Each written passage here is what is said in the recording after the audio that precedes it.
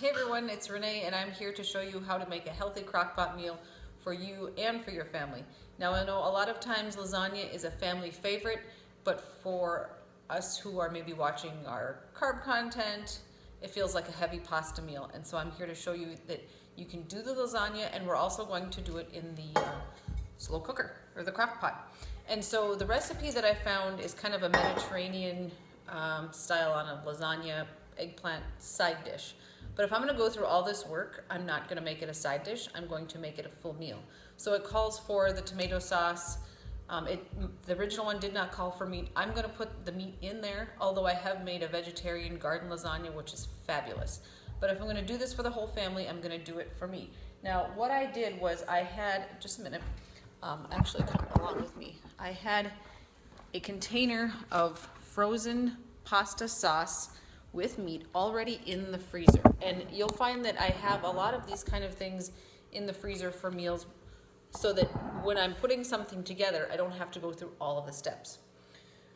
I did saute some onion and peppers because that's what the original recipe called for. So I have this sauce meat mixture, and you can use whatever you have. So if you just have a jar of marinara from the pantry, that's the first layer that's going to go on the bottom, just like you would a lasagna. I have my meat and pasta sauce all together, so that's what's going to go on the bottom of my slow cooker. Now I'm going to spread this in over the entire bottom of the slow cooker, but I'm only going to use half of the slow cooker, like let's say the left side for the adult side and the right side for the kid side. And I'm going to do that by using eggplant and Swiss chard for the mom-dad side and these no-cook noodles for the kid side. And so I'll basically be splitting the lasagna right down the center of the slow cooker.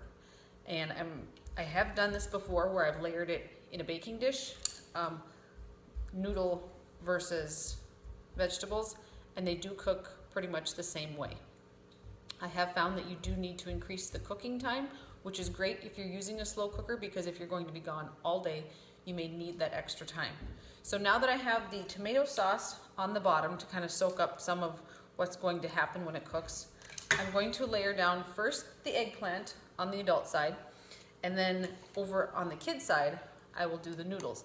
Now it's kind of tricky because the noodles, you have to break them to make them fit, but that's not a huge deal. It's a meal, and you've done maybe the messy lasagna, and so that's what we're gonna do.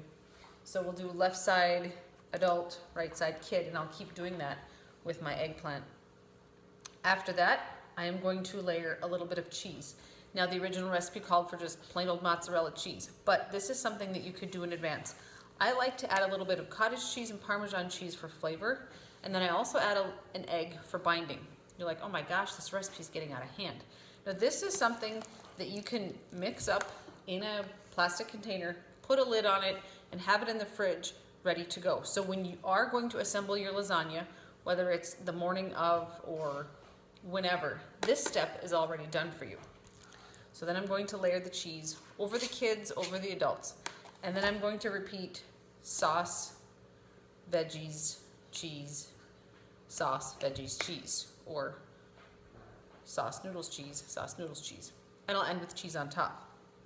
To make this more Mediterranean, as it called for in the original recipe, I am going to use some Kalamata and regular olives for the adult side, as well as maybe garnish it with a few more herbs and leave that off the kid side. So the prep aheads for this can be your meat that was already browned, your pasta sauce that's in the freezer, and the cheeses that are ready to go. Now if you have greens, maybe you don't have Swiss chard from a garden, but you can buy collard greens, or you could use spinach as well. Either of those work. Maybe you don't like eggplant, you could use mushrooms instead, fresh mushrooms. I have used that as well. And I've also used zucchini in addition. So you can layer up the vegetables pretty well, and they will cook down. Again, they need more cooking time, and it needs a little bit more time to rest. In fact, this is better the next day. So if you try this one, be pleasantly surprised. You can do this, especially if you have some things all ready to go. So it's something to think about, like, I really do like lasagna in a crock pot. Maybe I should make some pasta sauce and meat ahead of time sometime. It really does save some time. So Thanks. If you have a garden veggie lasagna that you've done in a crock pot, or if there's something different, please let us know.